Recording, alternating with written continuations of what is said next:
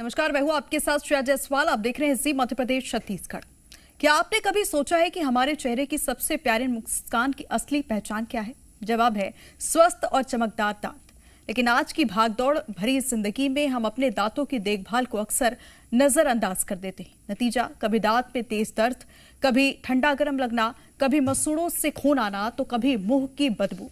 कई बार छोटी सी लापरवाही आगे चलकर बड़ी परेशानी बन जाती है। आज हम बात करेंगे कि दांतों की सबसे आम बीमारियां कौन सी है, उनके शुरुआती संकेत क्या हैं और कब डॉक्टर के पास जाना चाहिए। आधुनिक इलाज के कौन कौन से विकल्प उपलब्ध हैं और रोजमर्रा की ऐसी कौन सी आदतें हैं जो हमें दांतों की समस्याओं से बचा सकती है। साथ ही जानेंगे कई सवालों के जवाब कि क्या हर दांत में रूट कैनाल जरूरी है, क्या टूथपेस्ट बदलने से दांत ठीक हो जाते हैं, बच्चों के दांत कब से साफ कराने चाहिए, तंबाकू से दांतों पर क्या खतरा बढ़ता है, क्या डाइट भी दांतों की सेहत तय करती है। याद रखिए, दांत सिर्फ भोजन चबाने के लिए नहीं बल्कि ये हमारे आत्मविश्वास, व्यक्तित्व और पूरे स्वास्थ्य का भी महत्वपूर्ण हिस्सा है। और इस खास विषय पर चर्चा करने के लिए हमारे साथ गेस्ट जुड़ गए हैं। खास मेहमान हैं doctor Ashutosh Shandilya, senior dentist हैं, अमिता सिंह डाइटिशियन है हमारे साथ। सबसे पहले आपका रुख करूंगी डॉक्टर आशुतोष जी। देखिए, क्योंकि हम बात दांत के बारे में कर रहे हैं, लेकिन सबसे पहला सवाल मेरा यही होगा कि आमतौर पर जो आजकल के लोग हैं, अगर दांतों की बात करें तो कौन कौन सी सामान्य समस्या दांतों को लेकर देखने को मिलती है? जी, सभी तो पहले मेरे को सभी को नमस्कार, जय जोहार। जैसा कि हम आज अपने इस दांत के बारे में जो भी समस्या हैं उनको कैसे ठीक किया जा सकता है, उसका निदान क्या है, वो सारे चीज़ के लिए आज यहाँ पर मुझे आमंत्रित किया गया है जी। तो मैं जी मध्य प्रदेश छत्तीसगढ़ का मैं बहुत आभार व्यक्त करता हूँ। तो आज तो सबसे पहले हम लोग दांतों की जो बारे में अगर हम लोग कभी भी स्टार्ट करें कुछ भी उसके बीमारी से, तो पहले दांतों की संरचना को हमको समझना बहुत ज़रूरी है। दांतों में बेसिकली हमारी जो अंदर की जो सबसे लेयर होती है, जिसको हम लोग पल्प बोलते हैं, जिसमें नसें होती हैं, उसको कवर करने वाला एक लेयर होता है जिसको हम डेंटिन कहते हैं। और जो सबसे ऊपर जो बाहरी परत होती है जिसको इनेमल बोलते हैं। इनेमल जो होता है वो सबसे मजबूत होता है और अंदर जो भी हमको जैसे झंझनाहट होती है, जो भी चीज़ होती है, जब तक कि जो ऊपर की परत ख़राब नहीं होती या निकल नहीं जाती तब तक कि हमको झंझनाहट नहीं होती है। तो हर एक एज ग्रुप का अलग अलग दांतों की समस्या रहती है। वैसे तो हम देखा जाए तो जब कोई भी माता गर्भवती होती है तो जो छठवें सप्ताह में ही दांतों का बनना चालू हो जाता है जी। लेकिन हम लोग अगर देखें, हर एक अलग अलग एज ग्रुप में समस्याएं होती है। जैसे बच्चों की बात करें, है ना, बच्चों में क्या होती है, माताएं कभी भी जब दूध पिलाती हैं, स्तनपान कराती हैं, तो क्या करते हैं कि उसके बाद मुंह को अच्छे से सफाई नहीं करते, कुल्ला नहीं करवाते या सफाई नहीं करवाते। तो उससे क्या होता है कि दांतों में जो बैक्टीरिया होते हैं वो बहुत तेज़ी से ग्रो करते हैं और वो दांतों को सड़ा देते हैं, जिसको हम लोग नर्सिंग बॉटल कैरीज भी बोलते हैं। तो ये जो है एक हमारी समस्या है, ये बच्चों के लिए होगी। जैसे ही हम लोग थोड़े से टीनेज में जाते हैं, जो आजकल के यंग जनरेशन बोलते हैं जिनको हम, तो उनमें ऐसा रहता है कि आजकल को जंक फूड का बहुत शौकीन होते हैं। जो पेय पदार्थ होते हैं, सॉफ्ट ड्रिंक होते हैं, कोल्ड ड्रिंक हो गए, पिज़्ज़ा, बर्गर, ये सारी चीज़ें खाते हैं। तो वो क्या होता है, आसानी से अपने दांतों पे चिपक जाते हैं। दांतों में चिपकने की वजह से वो सड़न बहुत तेज़ी से फैलता है, तो उसके कारण जो कैविटीज़ ये वाली समस्या आती है। साथ ही साथ जो 20 से 40 वर्ष की आयु में बोलें तो इस उम्र में अधिकतर जो नवयुवक है आजकल जो तंबाकू का सेवन करते हैं। तंबाकू का सेवन करने से बहुत सारी जो दुष्प्रभाव होते हैं, जैसे हम कोई खैनी हो गया या गुटखा हो गया, ये हम हमेशा तालू में या ओटो में ऐसे दबा लेते हैं, तो आगे हम उसको नज़रअंदाज करें तो ये कैंसर जैसी भयावह स्थिति पैदा कर सकती है। और अगर हम लोग उसके बाद आगे एज ग्रुप की बात करें, जो हमारे जो बड़े बुजुर्ग होते हैं, उसमें क्या होती, ऊपर की जो लेयर होती है इनामल, वो धीरे धीरे घसना चालू हो जाती है, तो उसके कारण वो सेंसिटिविटी वाली जो प्रॉब्लम आती है। तो ये सारी अलग अलग एज ग्रुप के हिसाब से दांतों की जो समस्या होती है वो अलग अलग होती है। जी डॉक्टर आशुतोष जी, वैसे हम बात कर रहे हैं, डॉक्टर अमिता जी डाइटिशियन है, बहुत स्वागत है आपका भी। देखिए, जैसे कि हमारी जो रोज की डाइट होती है, तो क्या जो हमारी रोज की डाइट होती है वो सीधे तौर पर हमारे दांतों की सेहत को प्रभावित करती है?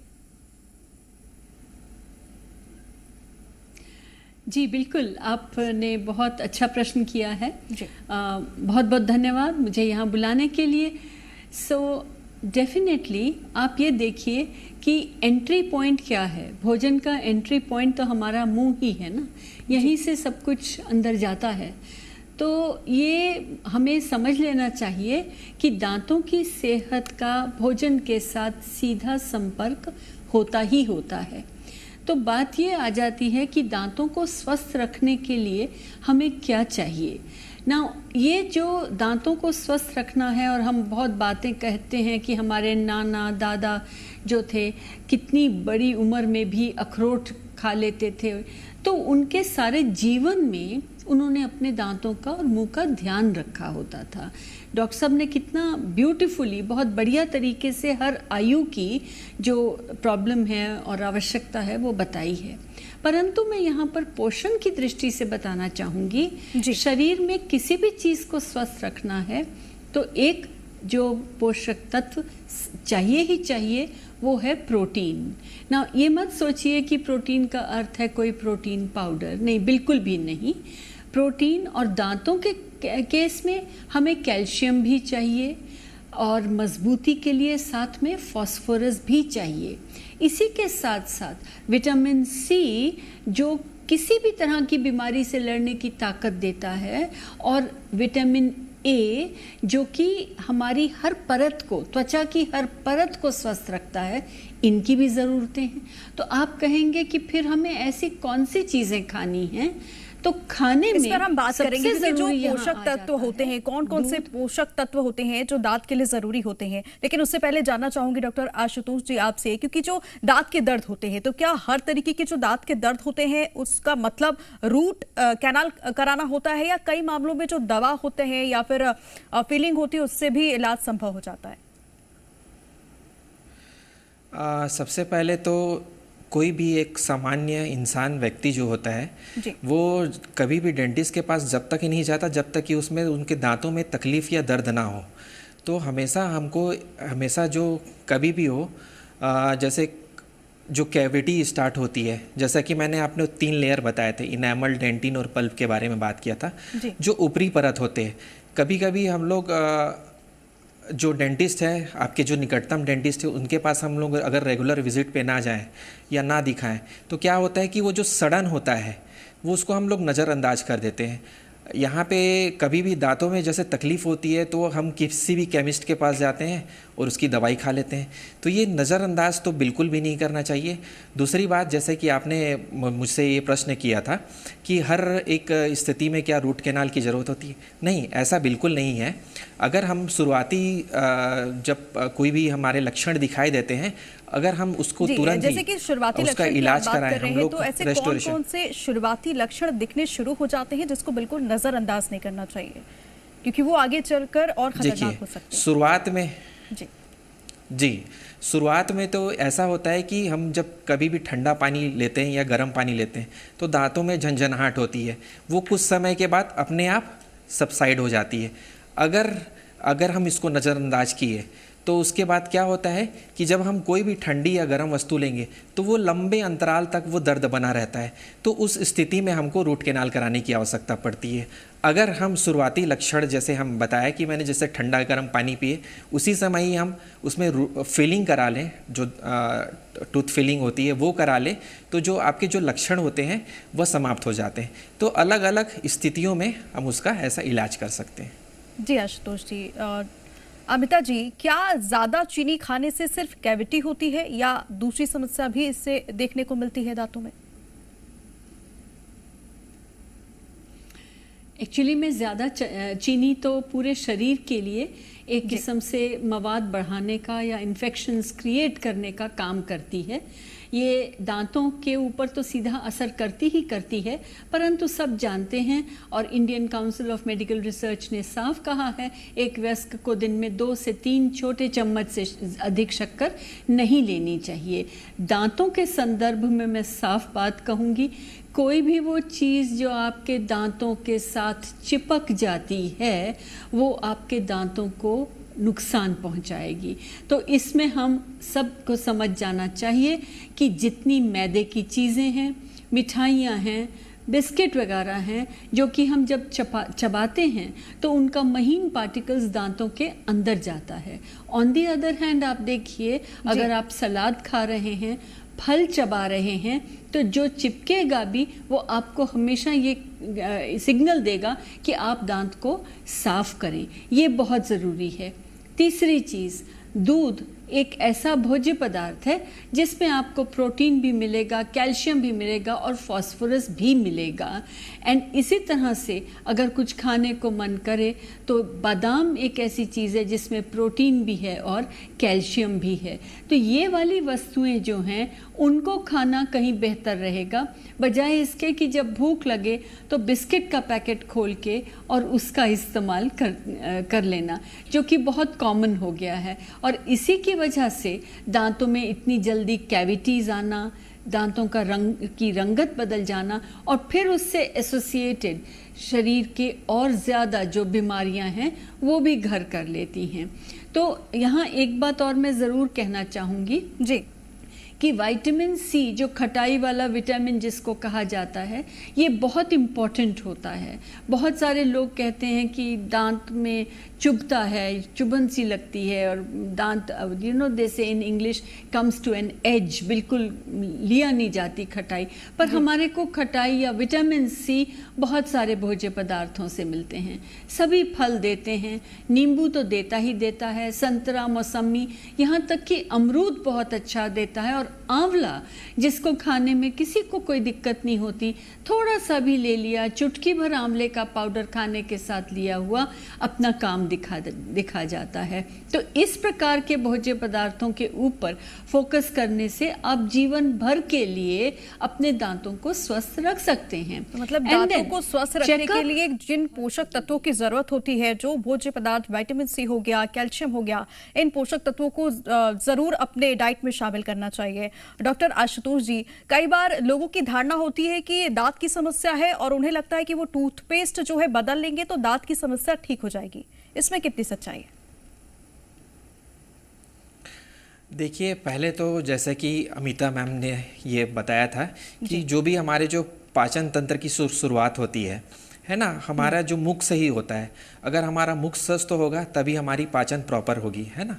तो जैसे ही जो दांतों जो होते हैं उनका मुख्य काम होता है चबाने का काम होता है, साथ ही साथ बोलने स्पीच में भी जो तालु और जीवा की जो इम्पोर्टेंस होती है। अगर कोई जैसे कभी हम नज़रअंदाज कर दिए, दांत निकाल दिए, है ना, या किसी भी कारणवश हमको दांत निकालना पड़ा, तो उससे क्या होता है कि जो दांत हैं वो धीरे धीरे ड्रिफ्ट होते हैं। साथ ही साथ ऊपर के जो दांत हैं वो नीचे आना चालू करते हैं, पीछे के दांत थोड़ा सामने आने पड़ते हैं। वो जगह जो खाली जगह है उसको नेचुरली वो भरने की कोशिश करते हैं। उससे क्या होता है कि जो एक दांत तो हम निकाले, लेकिन उसके जो अगल और बगल के दांत हैं वो भी धीरे धीरे अपनी पकड़ जो मजबूती है वो धीरे धीरे छोड़ते हैं, जिसके कारण ऐसी समस्या होती है कि हम प्रॉपरली अच्छे से चबा नहीं पाते हैं और एक दांत की वजह से सारे दांत प्रभावित होते हैं। इसलिए हमको कोशिश करना चाहिए कि कोई भी अगर किसी भी कारणवश एक दांत का हमारा नुकसान हो गया है तो उसको हमको तुरंत रिप्लेस करा लेना चाहिए। तो अगर ये बात करें कि दांतों की सफाई सही तरीके से कैसे करें, यानी कि अगर 2 बार ब्रश करते हैं तो वही पर्याप्त होता है या फ्लॉस या फिर माउथ वॉश भी करना जरूरी होता है?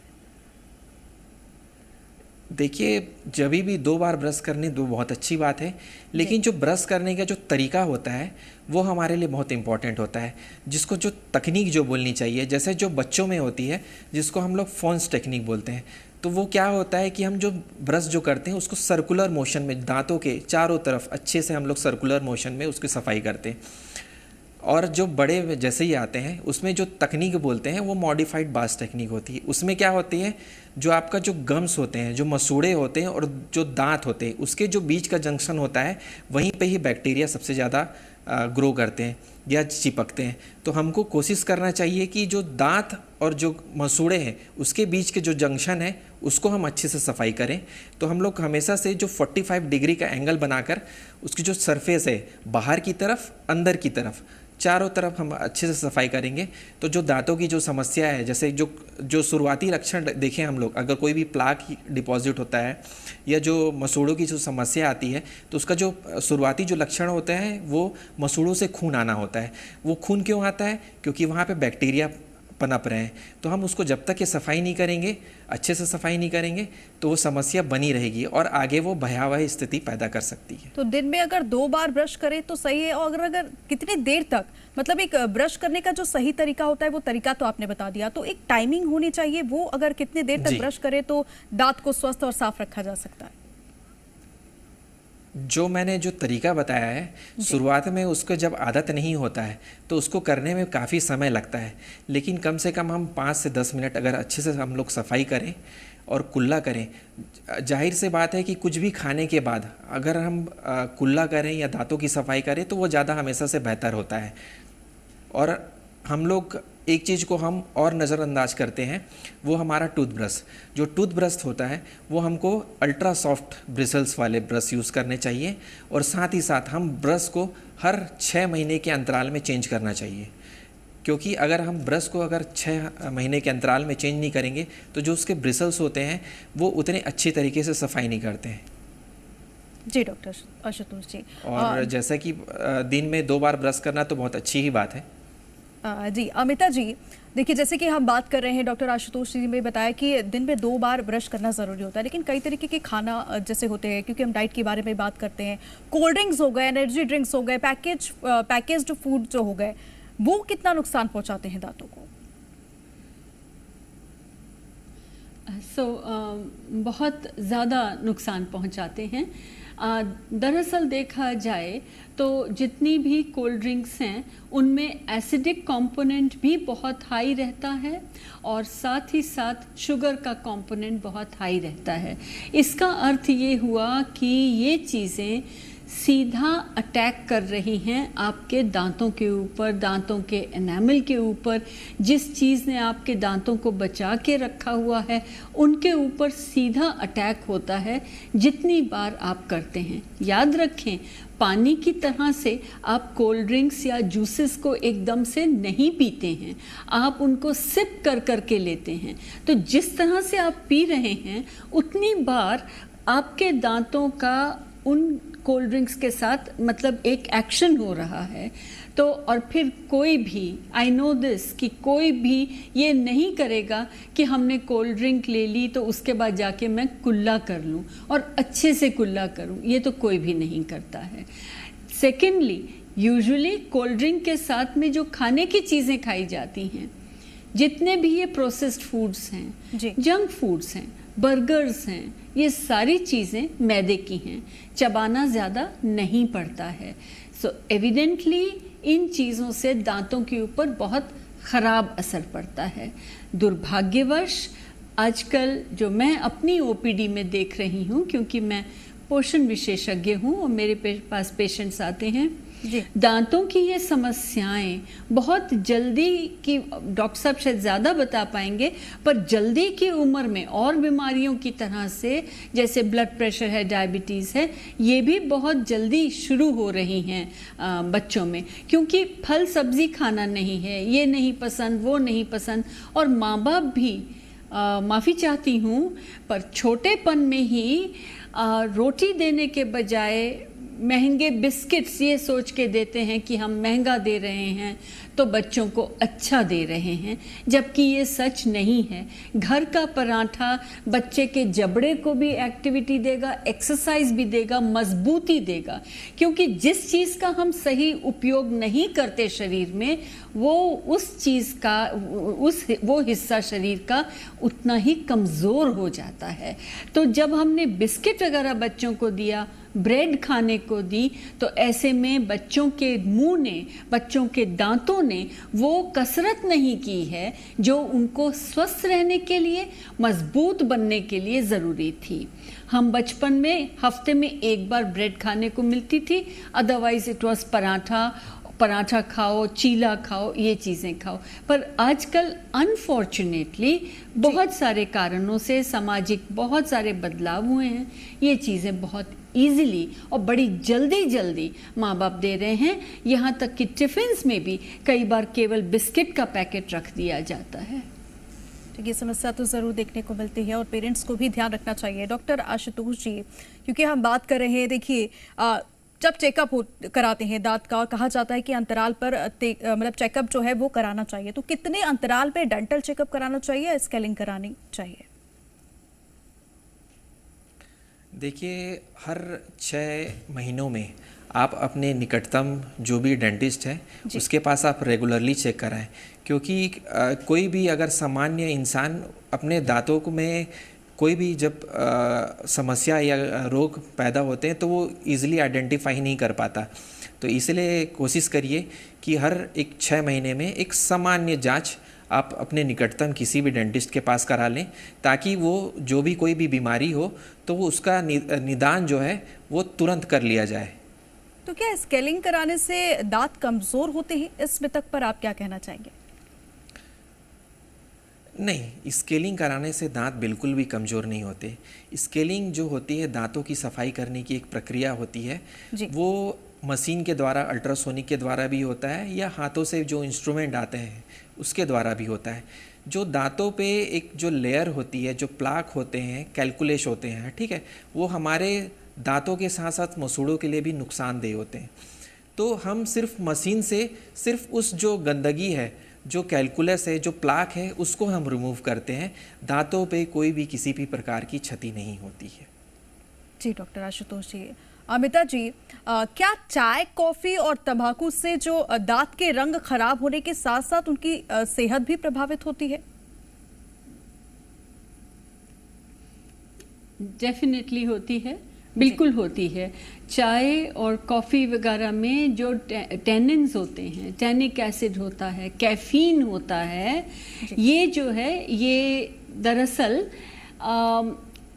ये हड्डियों में से एंड एविडेंटली फिर दांतों में से भी कुछ हद तक कैल्शियम को बाहर निकाल लेता है, क्योंकि ये अपने आप में कैल्शियम तो प्रदान नहीं करते हैं, परंतु साथ ही साथ में जो है ऑलरेडी हड्डियों में, दांतों में, उसको भी निकाल सकते हैं। और सबसे बड़ी बात, अगर आप चाय और कॉफ़ी खाने के साथ लेते हैं, कोलास और कोल्ड ड्रिंक्स खाने के साथ लेते हैं, तो इनके अंदर जो तत्व पाए जाते हैं वो आपके खाने का जो कैल्शियम है और इवन आयरन है उसको भी शरीर में अवशोषित नहीं होने देते, उपयोग नहीं होने देते। इसलिए चाय और कॉफ़ी हम कहते हैं बिना किसी भोज्य पदार्थ के अगर आपको लेना है, दिन में 2 से 3 कप, और वो कप भी एक रीज़नेबल हो। अनफॉर्चुनेटली आजकल हर चीज़ बड़ी लेने का एक फैशन हो गया है। कॉफ़ी है तो वो इतना बड़ा मग, चाय है तो चाय का बहुत बड़ा मग। आई वुड सजेस्ट कि थोड़ी सी क्वांटिटी को हम कम करें, दिन में 2 से 3 बार लें, और खाने के साथ तो बिल्कुल ना लें, क्योंकि बार बार अगेन वही बात आती है जैसे कोल्ड ड्रिंक्स की है, बार बार चाय कॉफ़ी लेंगे, टैनिक एसिड जो है वो दांतों के ऊपर असर करता है। ज़्यादा से ज़्यादा कभी भी ठंडा पानी पिया कर सकता है।